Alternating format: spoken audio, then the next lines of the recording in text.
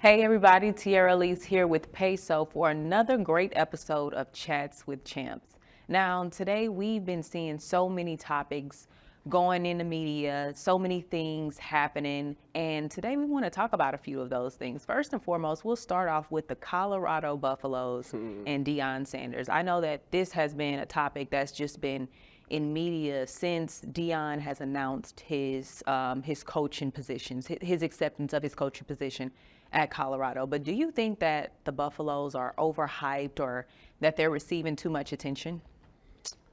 To be honest, no, not at all, because when Deion as a coach, he attracts that energy wherever he been. Since before, when he was in college, he was like that. So the way he portrays himself, it been that way for the longest. So I feel like that just came along with his image is based off that, basically. So wherever he go, it's gonna be that. We seen it. He went to the HBCU, Jackson. He went there, and we ain't have focus on HBCU like that since the 80s. Like everything was HBCU, HBCU, HBCU. And then when he went to the PWI out there in Colorado, you see the traction just went there. We got celebrities on the sideline.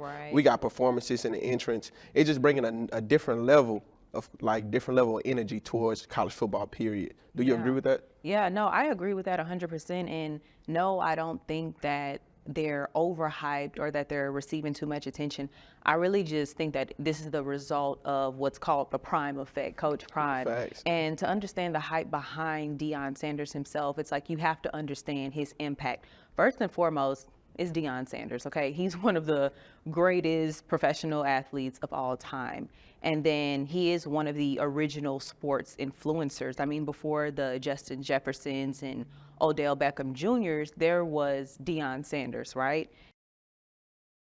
And then Hall of Famer. Come on now, the man has a gold jacket that he's earned because of his tremendous football career. He's top 100 greatest college football players, and then he's top 100 greatest NFL athletes. And then the NFL even adopted what's called the Deion Sanders rule after Jerry Jones gave him a $13 million signing bonus. So it's like, and then he's even made a MLB World Series appearance. So it's like, first of all, to understand the hype behind him, you have to understand what his record is like. I mean, he deserves all of the attention that he's receiving. And then two, he's not just preparing these young men for football, right? He's preparing them for life. So when you think about most football coaches and what their objective is for their players, it's let's go out and win these games. We need to win the games. Why? Because we need to generate money for the school. So they look at it from that perspective. But what Deion has introduced, he's referred to his players as his kids in the media. So it's almost as if he's assumed a paternal role in the lives of these young men, which is important because many of them come from single parent households, probably didn't have a father figure in their life. And so here's this man with all of these accomplishments, this decorated athlete who's assuming this paternal role in your life, and that's not looking at you as a commodity to generate revenue for a school, but as a son. So I think that's very important. And then he's created a movement. I mean, you talked about it. You mentioned the celebrities that he's brought out to the games. Look at what he's done outside of the border of Colorado.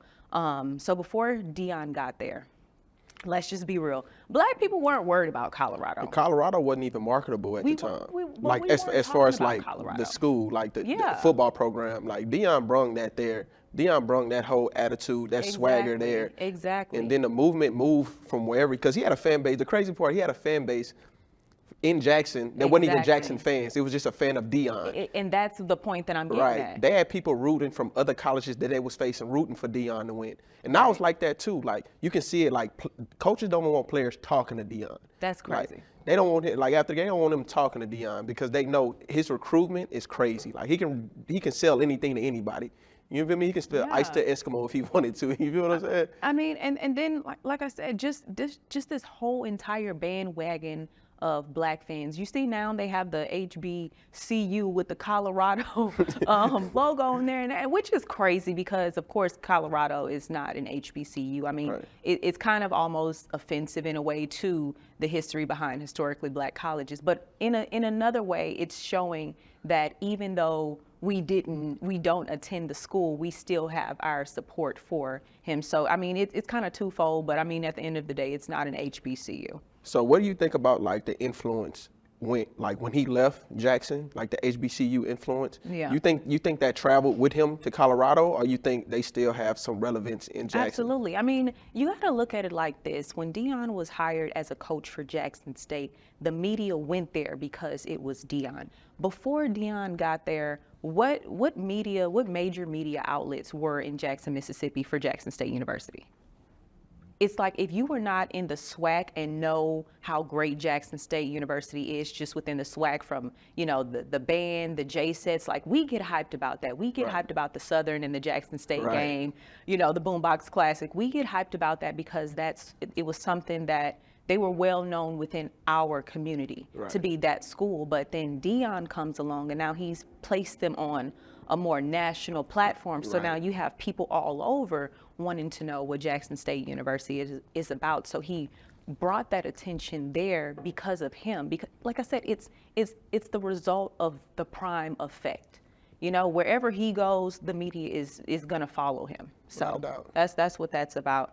And I mean, look at it. You have basketball players, you have rappers, you got DJ Khaled talking about, so you know what I mean? You know what time it is. So I think that this movement that he's created is something that hasn't been seen in college football. I also want to say he brought a different outgo. Like a lot of times you see it in the media, you don't see it much, but like he brought the fact that like I'm a black man, I'm taking care of my kids, and at the same time I'm coaching them, and I'm also bringing along other kids while I'm doing it. You know how hard that is, and to keep your kids on the same responsibility as other players is insane. Like he holds them more accountable than he holds anybody else on the team. So like that's surprising to see for me. Like I like that part because that's a black man taking care of his family. So that's something the media needs to see, and other little kids need to see that also. You feel me? Facts. And I mean, just thinking about it on a grand scale too, when they have the KFC commercial and he has all of his kids there. So seeing, like you mentioned, a black man in media with his family is something that, we don't see often on that level. I mean, growing up, we watched the Huxtables where there was the positive black father figure in the home, Family Matters, but you don't see too many shows like that today. So I think that what he's doing, like I said, it's bigger than football. I think whether they win or lose, people are going to support him because of what he's done. And then just back to what you were talking about Colorado's football team and it being marketable. The ticket sales for the Colorado game has skyrocketed. I think, in my CPAs and financial people can check me on this one, but I think that the ticket sales has risen about 300% from what they were. I think they were sold at maybe like $100, and now the average price may be $500 or something I read. But y'all can fact check me on that, and I give y'all permission. But I mean, he's helped the university generate $18 million for their first home game. I think he has a contract for about $30 million for over a 5-year period. He's generating his salary in close to his salary in one home game. And then you're talking about the sunglass line that he created, which also started a trend and a movement. That was genius. $1 million in sales, and they're already sold out. So it's like his impact is much bigger than the game of football.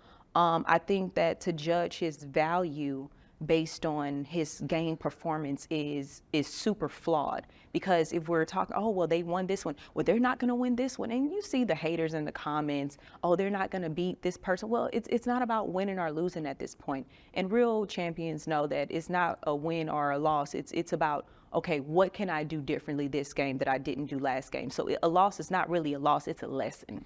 So I think that's also what he's instilling into these young men, is to look at things differently. He's brought in celebrities to talk to them, football players to talk to them, groupies to talk to them. So it's like they're getting more than just the general, you're a player, you go out there, you play this game, we win, you make me money speech. And this is what it means to be a man. This is how you need to carry yourself. This is the confidence that you need to have. So his energy and his confidence is contagious.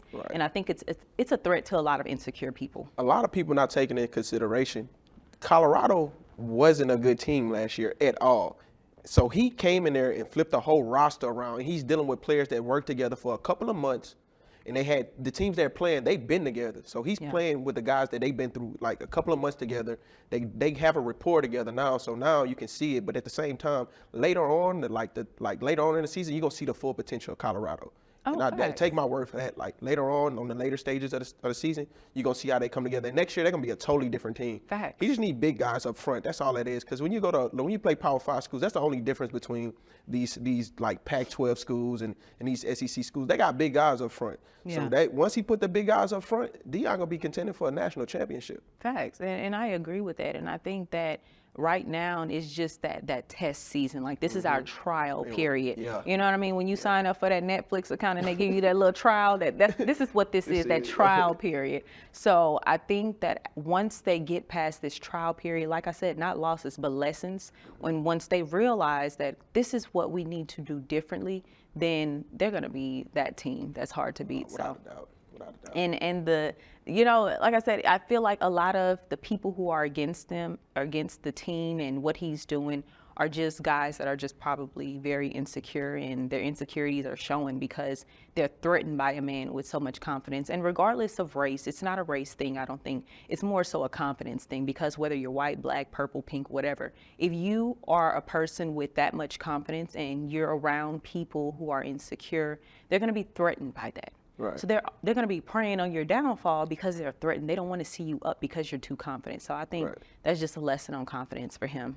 Right. Won't know, so somebody gotta talk about it. Girls wanna know what you did to that woman. The world won't know.